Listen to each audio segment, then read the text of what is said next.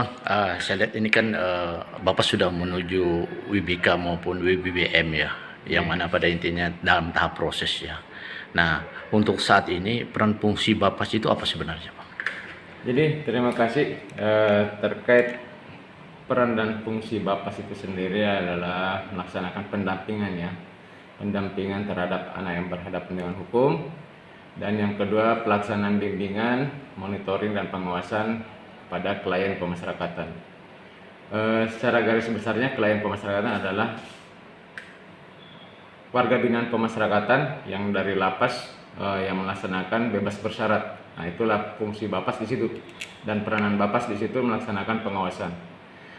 Dan terkait Bapas Pangkalan Bun menuju wilayah bebas korupsi dalam rangka pembangunan zona integritas, alhamdulillah kami kemarin sudah melaksanakan ujian oleh Kemenpan RB secara virtual karena kondisi Covid ya, untuk tidak tatap muka, makanya kami melaksanakan ujian untuk menuju WBK, dan alhamdulillah pelaksananya lancar ya. Mohon dukungan dari masyarakat untuk Bapas Pangkalan Bun, semoga bisa meraih predikat WBK. Karena kenapa? Keberhasilan Bapas Pangkalan Bun tidak lepas dari peran masyarakat ya, khususnya klien pemasyarakatan, bahwa kami benar-benar berkomitmen dalam memberikan pelayanan, tidak dipungut biaya Rp1 pun ya, semua gratis ya, semua gratis. Dan jika seandainya ada, silakan langsung laporkan, kami terbuka kolom pengaduan baik melalui via telepon ada, WhatsApp bisa, maupun dari kotak-kotak pengaduan maupun yang secara online yang tertera di website Bapas Pangkalan Bun. Jadi pada intinya Bapak transparan, terbuka ya, tidak ada yang ditutup-tutupi ya. Nggak ada. Terkait dengan pembinaan yang pada intinya apabila warga binaan telah menjalani bebas atau bebas bersyarat, baru dilakukan bimbingan dan binaan ya dari Bapak ya. Terkait yang itu kami pun transparansi juga terkait SOP, standar operasional prosedur layanan. Kami sudah buatkan SOP, jadi setiap masyarakat yang masuk sudah tahu keperluannya apa, ada SOP-nya semua. Ada SOP-nya, kayak contoh klien mau izin keluar kota, ada SOP-nya ya. Jadi sekarang udah jelas mau apa, tujuannya apa, jelas semua. Jadi itulah fungsinya pembangunan zona integritas. Tidak ada diskriminasi, betul-betul pelayanan yang berikan Rp0. Bang, kalau kita melihat dari binaan Bapas ini wilayahnya wilayah mana aja, Bang, khususnya untuk? Terima kasih. Untuk wilayah Bapas Pangkalan Bun ada 4 kabupaten ya, Kabupaten Kota Waringin Barat, Kabupaten Seruyan, Lamandau, dan Sukamara. Memang luasan wilayah kami memang cukup luas, karena perbandingan pegawai dengan luas wilayah sangat signifikan ya, dengan perbandingan jumlah klien yang kami awasi. Untuk pegawai yang dalam pembimbing kemasyarakatan itu sendiri cuma ada 7 orang. Waduh. Ya, mengawasi 450 klien di luar di 4 kabupaten ya. Jadi betul-betul harus tenaga maksimal. Apalagi mungkin Bapak tahu lah wilayah geografisnya Kalimantan Tengah seperti apa kan. Antar kabupaten aja jaraknya jauh ya. Mana lagi yang lewat kebun sawit ya. Tapi pola strategi apa sehingga bisa menghemat, mempercepat, dan membuat akumulasi yang bisa lebih terukur dalam bimbingan binaan? Karena yang dibina ini juga tidak orang sembarangan gitu ya, banyak yang brutal gitu. Iya, ya kita punya target lah, target prioritas ya, prioritas kira-kira yang mana prioritas, yang kira-kira klien yang mana yang kira-kira ada indikasi akan mengulangi tindak pidana, ya kita fokuskan kepada situ. Ya, karena itu tadi keterbatasan pegawai. Jadi ukurannya kita melihat daripada sikap, daripada karakter orang itu sendiri gitu ya. Iya, siap.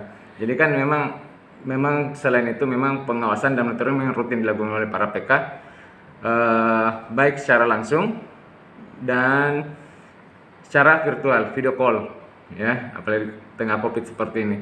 Jadi untuk pelaksanaan pengawasan bukan cuma kami saja. Kami pun melibatkan dari pihak keluarga, masyarakat sekitar, maupun tokoh-tokoh masyarakat sekitar. Ya, jadi mau dikatakan yang mana punya peran penting, ya kita semua punya peranan penting untuk melakukan pembinaan dan bimbingan.